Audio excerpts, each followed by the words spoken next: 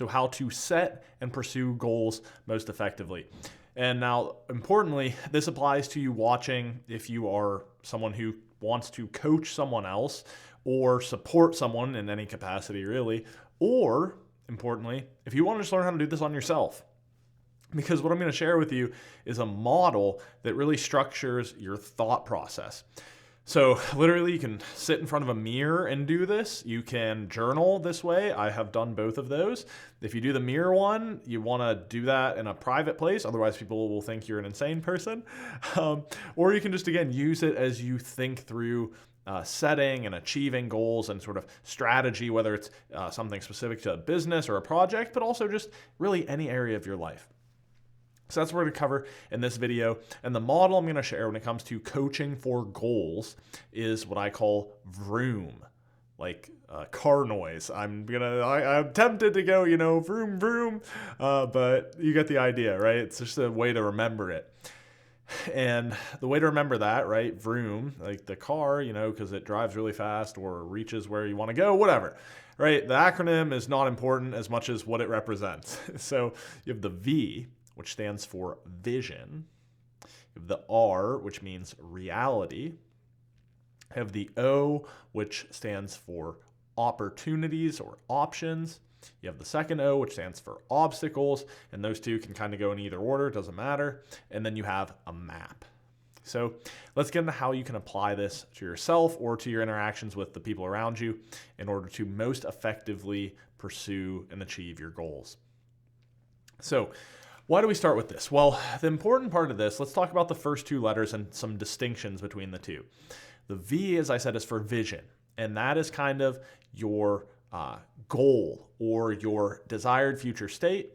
R is for reality. That's the real circumstances you're in right now. So why do we spend so much time thinking about those two at the outset? Well, because one of the most common issues I find in working with people one-on-one, or again, even thinking through my own personal experience, is that oftentimes I might say that I want something or I want to do something, but I don't actually have an understanding of what needs to be in place to know that I was even successful or know that I'm making progress. For instance, if I just say, I want to do more on YouTube this year, I want to publish a bunch of YouTube videos this year. That is not really a clear goal or vision, or it's like, I still don't really know where I need to go. So the V part is just saying like, well, what do I need to see in order to know that I have been successful? Right? How would I even know I was successful? Is it that I have 1,000 followers or subscribers? Is it that I have 10 videos with over 10,000 watches? Whatever. That's a very simple example, but applies to the same thing if you say, I want to read more this year. Still no. If you say, okay, I want to read more this year, well, what is the actual vision or what is the actual future state you want to get to at the end of the year? How will you then know that you were or weren't successful? So you might say, okay, well, I have a list of 5 books that I think are really important, and I want to make sure I read all 5 of them this year. Or I want to make sure that I read for a minimum of 2 hours per week. Whatever. The idea is that you need to get very, very clear on the actual outcome that you want. And then you have to acknowledge, where are you right now? So you break this into 2 pieces. Like I said, where do I want to go? But where am I right now? Because I think that's another piece that often people miss, is if you were to say, okay, well, I want to go to Cleveland, Ohio. Why on earth would you want to go there? I don't know. But let's say I want to go to Cleveland, Ohio. Well, you better know where you are right now, because if you're in Western Pennsylvania, like I am, okay, it's kind of a different answer than if you're in Los Angeles, California, or if you're in Alaska, right? The ways that you get there are very different. So it's kind of identifying the gap, right? So there's where I want to go. Here's where I'm at right now. So how can I cross that?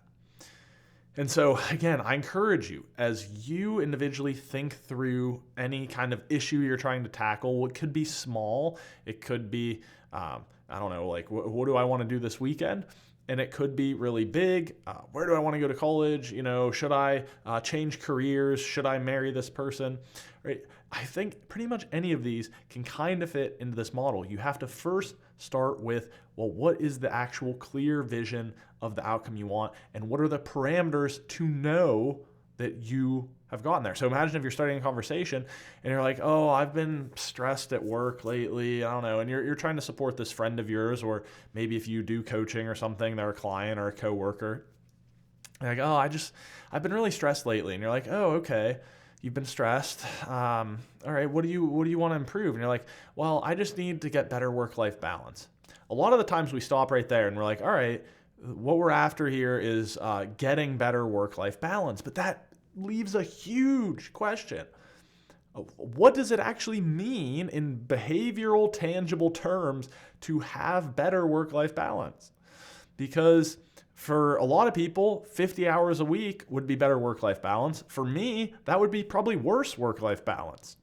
Right? So you say, oh, well, if I could work roughly 40 to 45 hours per week, then I have better work-life balance. But it's like, well, what else? Because if you're just working 45 hours per week, but you're still super stressed, and when you get home, your mind's going back to work, that's still probably not good work-life balance either. So then you push a little further, and maybe you might say, well, 45 hours maximum per week online or in the office. And, when I get home, I get to spend quality time with my friends or my family or whatever. And then, it can't be always totally quantitative, numbers or metrics, etc. But then you might say too, I can feel like probably 5 out of 7 days in a given week, or maybe you say 4 out of 5 days in a work week, I feel pretty comfortable with my workload. Boom. All of a sudden, we went from better work-life balance. So 3 months from now, if I ask you, do you have better work-life balance? It's like, well, I guess maybe a little. To 3 months from now, you can pause and say, well, there was only 1 week where I worked more than 45 hours. And in pretty much every week, like 80% of the time, I feel pretty good about the balance I have. And I've had a lot more time to spend with my friends and family outside of work. In other words, I was successful. So you can start by saying how that's very important. And then same thing in that initial stages when you think, oh, I need to get better work-life balance, you get clear, what is the current reality? How many hours per week are you spending at work now? How much time do you have outside of work to spend with people right now?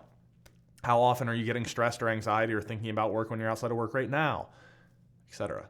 So you say, where do I want to go? Where do I want to be? Where do I want to go? Where am I now? Get extremely, extremely clear on both of those things as you think through this or you're talking through it with someone else. And then that's going to set you up for a really easy go of it for the rest of the VROOM part, which is the O, O, and the M. Okay? So the O, and the M.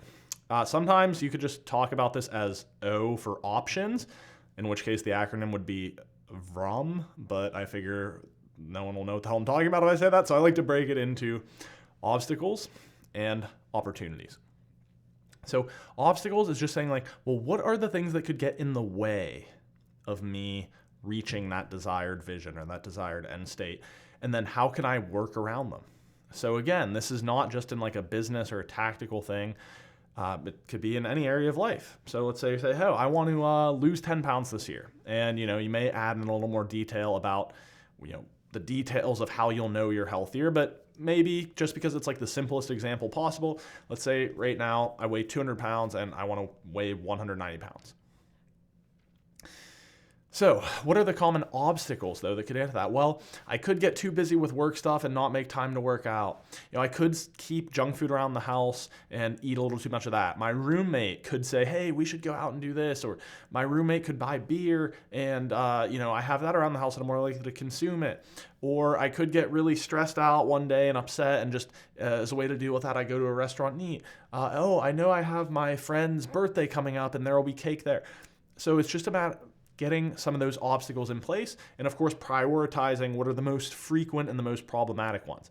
So in this case, I might say, well, the two biggest obstacles that I really need to mitigate are having alcohol and junk food around the house and not prioritizing or carving out sufficient time to go to the gym and get exercise. Okay, well, so now what are the options or the opportunities to address those, right? You see how they fit together. And there could also be opportunities or options that have nothing to do with the obstacles, right? You can do them in either order, they flip-flop, but they are very complementary because one of them helps trigger the other, right? The more you think about opportunities, the more you might think of potential challenges. And then the more that you think about potential challenges, the more you think about opportunities. So they go hand in hand. And the idea here is to really explore all the possible options to go from where you are to where you want to be. Important, very important point. You should even explore the the options that don't necessarily seem reasonable or possible. And the reason I say that is because oftentimes we have very limiting beliefs, which is a cliche thing to say, but it's like certain things that we don't even think of as being on our radar that absolutely are. As an example of this, there's someone I'm very close to in my personal life. Every time I see her, pretty much she's like, oh, I hate my job. I'm like, oh, how's it going? She's like, oh, work is a living hell. And I'm like, oh, nice to see you too. But sometimes I'll say like, well, you don't like your work, right? You hate it. It's a living hell. What can you do about it? And she's like, well, there's nothing I can do. And I'm like, okay, well, let's pretend we're in an imaginary land here and I'm a fairy from the forest and there's no laws of physics and there's no laws of gravity and it's a magical pixel land and you can do whatever you want, right? And you're still working in the job you're working in now. What might you try to make you hate it a little bit less? And it's like, oh, I don't know. And it just goes on that way. And so it's like, there are so many things, but this person who's very intelligent can't even see them because they just don't even acknowledge that the possibilities are there. So when you're examining all the potential options and opportunities, it's really important to not restrict it. You could say in this example, or you don't want to get too carried away, but she's like, well, this person's like, you could write a best-selling book on the topic that you teach about in the university, make $10 million and retire, right? Now, is that the most realistic outcome or the most practical path forward? Probably not, but it's certainly real, right? People have done that. Like, yes or no, is it theoretically possible? Has there ever been a professor who didn't like their job, decided to write a book, got super famous, made millions of dollars and retired? Yes. Okay, so it's at least possible. And so you're just broadening your horizons. You're creating a more expansive approach, thinking about all the possible opportunities and options to achieve your goal. And importantly, what are the obstacles that you need to be certain that you have a plan in place to mitigate? All right, just like I said, in my weight loss example, let's say, okay, there's a pretty good chance that I just might not make time to actually get to the gym and exercise. How could I mitigate that obstacle? Well, I could hire a personal trainer and pay $1,000 up front so that it really locks me in because I know I've already paid $1,000, so the idea of not showing up just drives me crazy, right? Or I could schedule in a hold in my calendar at the very beginning of the day before I go into work, before like all the to-dos come in and I get all stressed out. From 8 to 9, I'm going to go to the gym. What else could I do? Well, I could, buy a little bit of exercise equipment here so that it's easier to access. I have a few weights and I have a treadmill. It's easy if I have 30 minutes to just jump on the treadmill and go for a little jog. So you get the idea. So that'll take you through the O for options, or again, breaking that down into two O's, the obstacles and the opportunities. And that leaves you with the M, which is for map. So you can imagine at this point, you've gotten really, really clear on what this vision for the future looks like of where you want to go. You know exactly where you are right now. You know what the most likely obstacles are that will get in your way, and you have a plan for those, as well as kind of several other options or opportunities about how you could get to where you want to go from where you are right now. And now finally, that's where your map comes in, which is laying out the action steps to get there. Because that's what, picture an old little treasure map, right? You've got the little dots that leading to an X that marks the spot. All a map is telling you is what are the actions that you're going to take in the physical world to get to where you want to go. So you're just basically drawing a map to your end state or your vision. And importantly, it needs to be behavioral. So there's the first piece of this, right, of the map is, well, then what are the actions, right? I'm going to lay out a path forward and then actually commit to taking the actions. So there's two pieces here, right? You can think of them as maybe one-time things. So I'm going to hire the personal trainer. I'm going to schedule the workouts. I'm going to I'm going to go to the store and sign up for a meal prep thing, whatever. Right? So there are certain one-time things you could do. But importantly too, the map is the recurring behaviors. So I know that each week on Monday, Wednesday, and Friday, I'm going to go to the gym for 1 hour at 5 p.m. And I'm going to reference this video here. Actually, I don't know where it'll be, somewhere around here, because I've done very detailed videos in the past on the science behind effective goal setting and goal pursuit, specifically behavior-based goals, and how converting your goals into behaviors or verbs is the key to goal achievement. But the short summary again here is you can say, okay, I'm building out a map, right? So my map to reading more might be every day, Monday through Friday, after lunch, I will read for 20 minutes. And then on Saturdays and Sundays for 2 hours between 8 a.m. to 10 a.m., I will read for 2 hours. And so all of a sudden you have these behaviors that are mapping out your goal of, remember in this example of, oh, I want to read more, or I want to eat less, or lose weight, etc. So again, I want you to think about walking yourself through this. You could literally sit in front of a mirror and do this. You can literally journal on a piece of paper and do this, or you can just think through it, right? Any challenge or any New Year's resolution or any big goal you have, you can apply to this, right? From the big scale of, should I marry this person? There's a little bit of harder example, but you might think your vision. Well, what is your vision for the exact, outcome that you want to get in your quality of life if you were to get married at a certain point? Think about the lifestyle you have now. And then it's like, well, what are the obstacles to a potential relationship with this person?